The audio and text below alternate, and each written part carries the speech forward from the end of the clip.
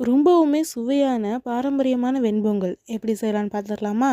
அதுக்கு ஃபஸ்ட்டு குக்கரில் 2 table spoon நல்லெண்ணெய் சேர்த்துக்கோங்க. அதிலேயே 1 டேபிள் ஸ்பூன் மிளகு, 1 டேபிள் ஸ்பூன் சீரகம், 10 போல் முந்திரி பருப்பும், 2 பச்சை மிளகாவை கீறி சேர்த்துக்கோங்க. ஒரு சின்ன துண்டு இஞ்சை நறுக்கி சேர்த்துக்கோங்க. முந்திரி பருப்பு நல்லா செவந்து வரட்டும், அது வரைக்கும் நல்லா கிளறி விடுங்க. செவந்ததுக்கு அப்புறமா 4 கப் தண்ணி சேர்த்துக்கோங்க. இப்போ வேறொரு பாத்திரத்தில் 1.5 கப் அரிசி சேர்த்துக்கோங்க.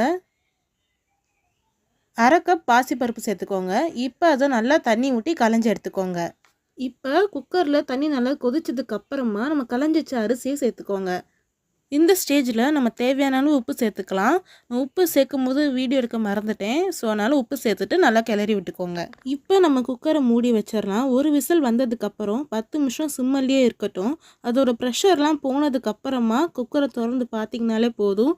பொங்கலோட ஸ்மெல் ஆளே தூக்கிடும். இப்போ அதில் கொஞ்சோண்டு நெய் விட்டு கிளறி விட்டுக்கோங்க. அவ்வளவுதான், நம்மளோட ஈஸி அண்ட் டேஸ்டியான வெண்பொங்கல் ரெடி ஆயிடுச்சு. இதை நீங்கள் சாம்பாரோடு சர்வ் பண்ணிங்கன்னா டேஸ்ட் அட்டகாசமாக இருக்கும். இந்த மாதிரி சமையல் வீடியோவுக்கு நம்ம சேனலை ஃபாலோ அண்ட் சப்ஸ்கிரைப் பண்ணிக்கோங்க. தேங்க்ஸ் ஃபார் வாட்சிங்.